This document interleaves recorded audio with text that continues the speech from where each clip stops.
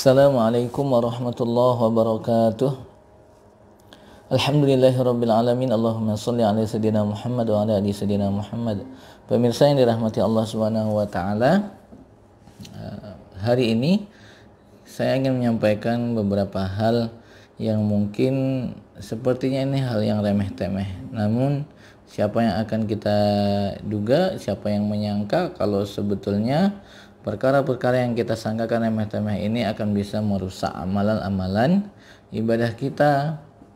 Nah, diantaranya itu tentang amalan kita ketika kita melaksanakan ibadah sholat berjamaah di masjid. Nah, memang sih saya sampaikan ini di momen ini kita semua sedang dilarang untuk ke masjid. Masjid-masjid sedang disterilkan karena COVID-19 ini. Namun percayalah, sesungguhnya apa yang menjadi kebijakan pemerintah, kebijakan ulama, sesungguhnya itu dalam rangka untuk menyelamatkan bangsa, untuk menyelamatkan umat ini dari mudarat daripada COVID-19.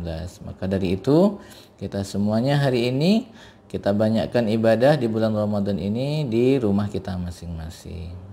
Mungkin ibadah di masjid kita bisa laksanakan, banyak amal yang bisa kita lakukan, di antaranya di 10 terakhir ini adalah i'tikaf. Namun karena dengan adanya wabah saat ini sehingga kita tidak bisa ke masjid, kita tidak bisa melaksanakan satu amalan yang luar biasa di setiap akhir Ramadan yang tidak ditinggalkan oleh Rasulullah. Apa itu? Yaitu i'tikaf. Hari ini kita tidak bisa melaksanakan i'tikaf di masjid. Maka dari itu tentu untuk menyempurnakan, untuk memperbanyak amalan kita ini, mari kita laksanakan ibadah kita ini di rumah dengan banyak-banyak melek malam, ya. Jangan banyak tidur, tapi kencangkan sarung kita, senantiasa jaga wudhu, kita jaga malam-malam kita untuk beribadah kepada Allah Subhanahu wa taala. Berat memang tantangannya ketika kita sholat. Ketika kita beribadah di rumah, tantangannya luar biasa sekali, apalagi anak-anak di samping kita yang mereka butuh perhatian kita. Begitu di rumah, karena mindset anak-anak ketika kita di masjid, mereka ngerti itu. Kita omongin, nak, kita sedang i'tikaf di masjid. Anak-anak akan pengertian sekali. Mereka akan mencari kesibukan sendiri, bahkan mungkin mereka akan tidur sendiri. Tapi kalau di rumah, Masya Allah, kalau kita mau duduk di rumah itu, kalau anak masih melek, matanya belum tidur, maka dia akan menganggap mindsetnya bahwa dia masih harus butuh diperhatikan oleh orang tua. Nah, ini adalah ujian untuk kita sebagai orang tua. Maka jadikanlah ini pun sebagai ibadah di sisi Allah Subhanahu wa taala. Nah, di antara amalan ibadah yang ingin saya sampaikan kembali nih, mudah-mudahan ini nanti akan bermanfaat ketika kita nanti kembali ke masjid. Nah, apa itu? Sesungguhnya ketika kita melaksanakan ibadah di masjid, sama-sama kita ketahui pahalanya luar biasa sekali. Amal ibadah yang bisa kita lakukan ketika kita pergi ke masjid, mulai dari kita sempurnakan wudhu dari rumah. Ketika kita sempurna wudhu, maka sesungguhnya dalam perjalanan kita menuju masjid sudah bernilai ibadah di sisi Allah Subhanahu wa taala. Belum lagi sampai di masjid, kita lepaskan sendal kita, kita masuk dengan kaki kanan, kita baca doa Allahumma ighfirli dzunubi waftah li abwaaba rahmatik. Maka ketika itu pun bernilai ibadah di sisi Allah Subhanahu wa taala. Sampai di dalam masjid kita salat tahiyatul masjid. Salat tahiyatul masjid bernilai ibadah di sisi Allah Subhanahu wa taala. Dan ini tak pernah ada di rumah. Amal ibadah ini tak ada di rumah. Hanya ada kecuali hanya di rumah Allah, yaitu masjid-masjid. Namun jangan salah, ketika kita banyak melaksanakan amal di masjid, ada hal-hal yang bisa merusak amal ibadah kita. Apa itu? Di antaranya adalah ketika kita masuk masjid, berhati-hatilah. Ketika kita parkir, maka perhatikan parkir kita, kendaraan kita.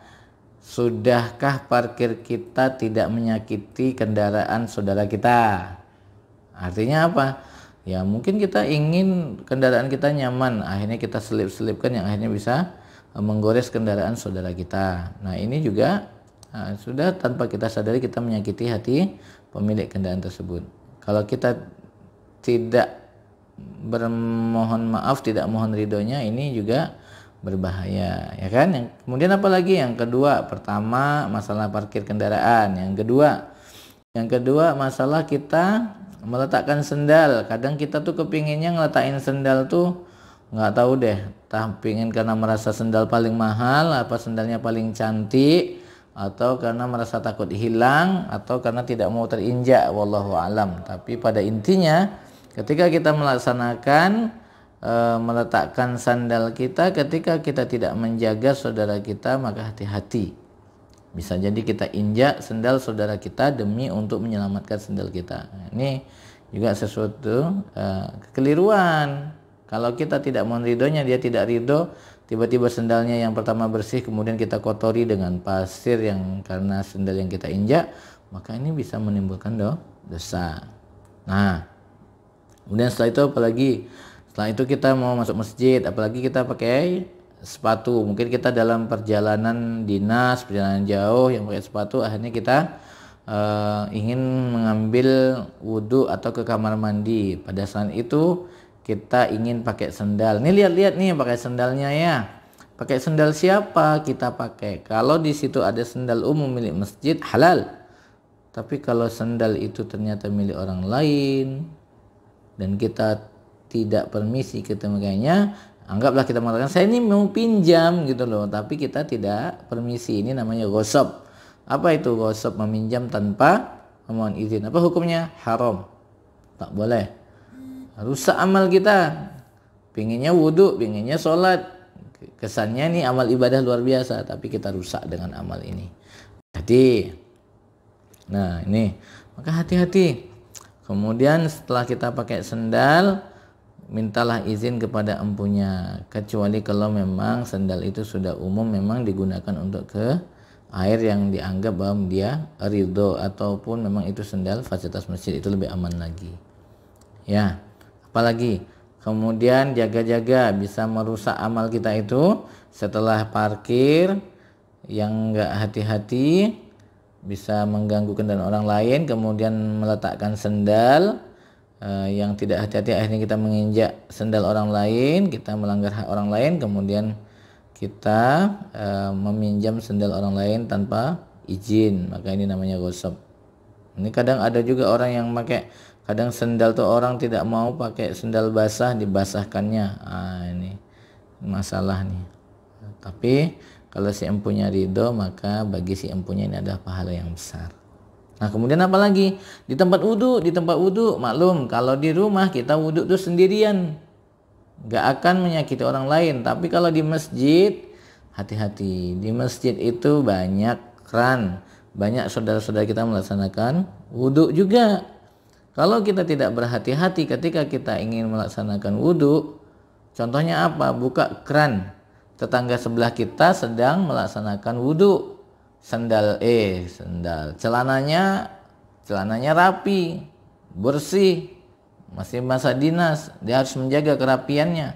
Tiba-tiba kita datang dengan seenak-enak, kita buka keran kita, bersih, airnya memercik kemana-mana, akhirnya bisa membasahi celana atau baju saudara kita di sebelah kita. Kalau tidak kita mohon maaf dan tidak mohon ridhonya, dan dia tidak ridho, ini juga bisa menimbulkan dosa, maka berhati-hatilah. Ya, ini diantara beberapa hal yang bisa merusak amaliyah kita yang tanpa kita sadari. Nah ini ya, amaliyah, perusak amaliyah yang tanpa kita sadari, maka mesti kita jaga. Insya Allah akan kita sambung lagi di lain kesempatan. Mudah-mudahan bermanfaat. Subhanakallahumma bihamdika asyhadu an la ilaha illa anta astaghfiruka wa atubu ilaik. Assalamualaikum warahmatullahi wabarakatuh.